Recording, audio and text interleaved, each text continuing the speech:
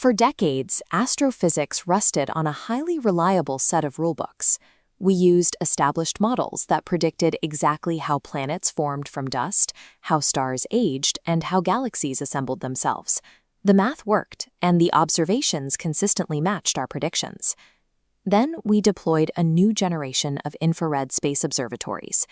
This golden hexagonal mirror assembly belongs to the James Webb Space Telescope, a machine designed to capture light traveling for over 13 billion years. Almost immediately, it began detecting objects that should not exist. First, researchers spotted the little red dots. These appear in the deep background of the cosmos, dating to just 600 million years after the Big Bang. Their light profile suggested mature galaxies, yet a galaxy requires much more than 600 million years to grow that large. Next came the Methuselah star. Initial calculations put the age of this object at 16 billion years, an obvious impossibility in a universe that is only 13.8 billion years old. Then, in galaxy groups like NGC 1052, we found massive systems completely missing dark matter. This challenged our understanding of the invisible scaffolding we thought was required to hold every galaxy together. When the universe presents objects that break the laws of physics, the scientific method provides a specific protocol to adapt and fix the rulebook. The first tier of the protocol is data refinement. When the Methuselah star, or HD 140283, returned an age of 16 billion years, cosmologists focused on the most likely error, the distance measurement. To solve this, astronomers utilized the Hubble Space Telescope to acquire highly precise parallax measurements. They needed to calculate the star's exact distance from Earth to determine its true intrinsic brightness. Combining this updated distance with new models of stellar core nucleosynthesis successfully recalculated the star's age to a logical 14.5 billion years. This resolution proves that the universe isn't always broken. Sometimes our initial measurements are simply fuzzy. The second tier of the protocol involves expanding our models to account for complex environments.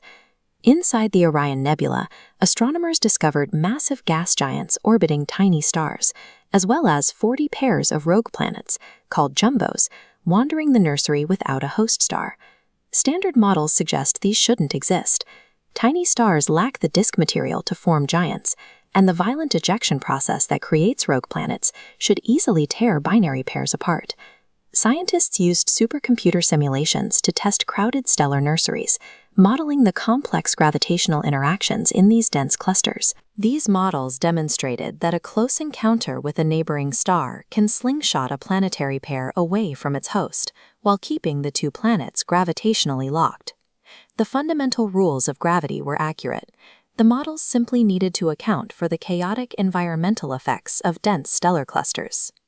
When refinement and environmental modeling fail, the final tier of the protocol is radical reclassification. Spectroscopic analysis of the little red dots proved they were far too small and dense to be traditional galaxies. Researchers proposed a new classification of celestial object, the black hole star.